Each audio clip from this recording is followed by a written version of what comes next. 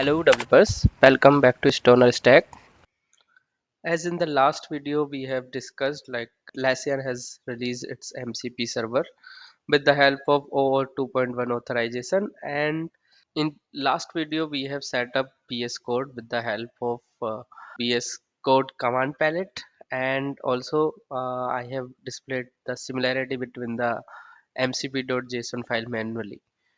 And in this video we will be going with the marketplace options. Right now in the VS Code, mcp.json file is not having any Atlassian MCP server. So here to install the MCP for Atlassian, we need to go to the marketplace website.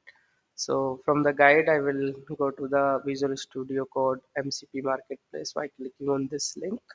So here multiple MCP servers are already present. So I have also created some videos on Figma and other MCP servers you can watch on the channel. But right now we will click on the install for Atlassian, and after installing it in Visual Studio, and if you will go to the mcp.json setting file, there is similar settings which we were received from the option 2 and the option 3.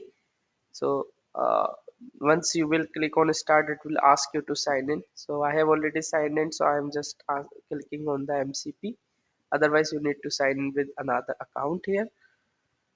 So once it is signed, we'll try with a simple prompt to create a test Jira ticket. So here it has fetched the project key and the issue type. I clicked on the continue.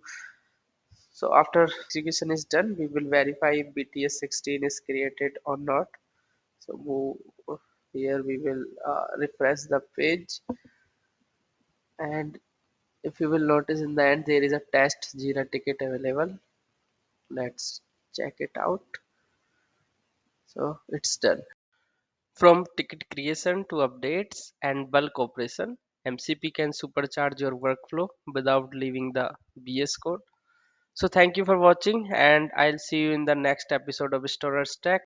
Don't forget to subscribe, like, and share the content.